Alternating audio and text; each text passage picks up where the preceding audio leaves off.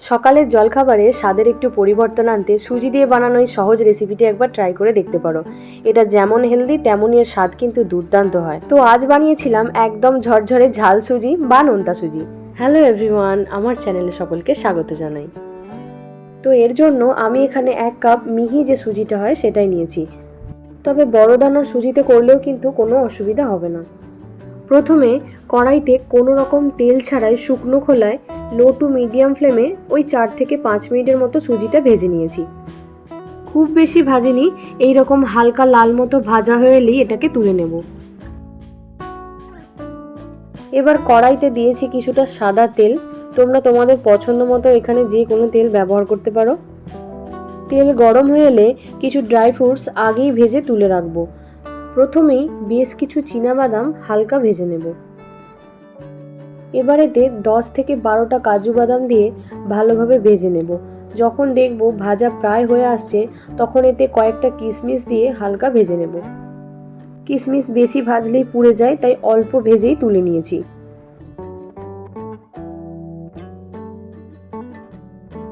এবার এগুলি তুলে নিয়ে ওই তেলে অল্প গোটা জিরে, একটা শুকনো লঙ্কা আর কয়েকটা কারি পাতার ফোড়ন দিয়ে হালকা নেড়ে চেড়ে এতে কিছু কেটে রাখা সবজি অ্যাড করেছি।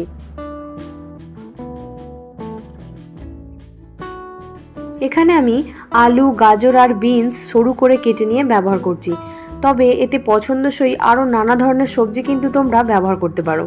সবজি হালকা ভেজে নিয়ে এতে পরিমাণ মতো নুন আর হলুদ দিয়ে ভালোভাবে মিশিয়ে কিছুক্ষণ নাড়াচাড়া করে ওই 5 থেকে 6 মিনিটের মতো ঢাকনা দিয়ে দেব, যাতে সবজি কিছুটা সিদ্ধ হয়ে যায়।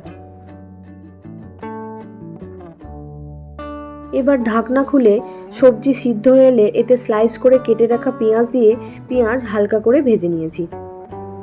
এখানে কোনো সবজিই কিন্তু খুব বেশি সিদ্ধ করিনি, যাতে সবজির একটা ক্রাঞ্চি ভাব থাকে, এতে এর টেস্টটাও কিন্তু অনেকটা ভালো লাগে। এবার একটা টমেটো দিয়ে কিছুক্ষণ নেড়ে চেড়ে ভেজে রাখা সুজিটা দিয়ে সব কিছু খুব ভালো মতো মিশিয়ে নিয়েছি। এই সময় গ্যাসের ফ্লেমটা কিন্তু লোয়েতেই রাখতে হবে, নাহলে সুজির নিচে কিন্তু ধরে যাবে।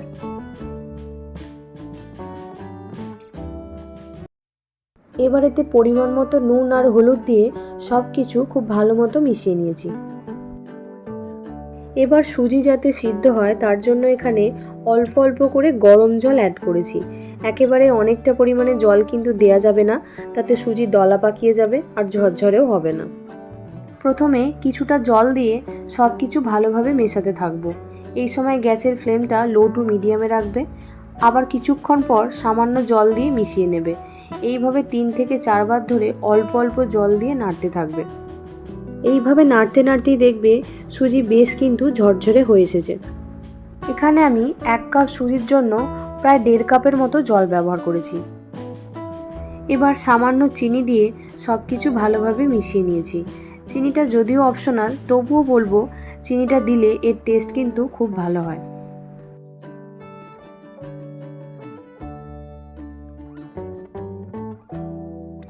এবার এতে ভেজে রাখা ড্রাই ফ্রুটসগুলো দিয়ে খুব ভালোভাবে মিশিয়ে নিয়েছি।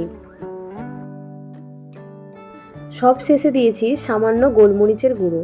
যারা ঝাল খেতে পছন্দ করো তারা অবশ্যই এই রান্নায় কাঁচা লঙ্কার ব্যবহার করবে। যেহেতু আমার বাড়িতে বাচ্চা আছে তাই আমি এখানে কোনো রকমের লঙ্কার ব্যবহার করিনি। তো এই যে সকালের জলখাবারের জন্য একদম রেডি ঝরঝরে ঝাল সুজি। রেসিপিটি কেমন লাগলো আমাকে অবশ্যই কমেন্টে জানিও। আর কি নতুন ধরনের রেসিপি তোমরা দেখতে চাও সেটাও জানিও। আর যদি এটা ভালো লেগে থাকে তাহলে একটা লাইক করে দিও আর আমার চ্যানেলটা সাবস্ক্রাইব করে দিও। আজকের জন্য এইটুকুই। টাটা।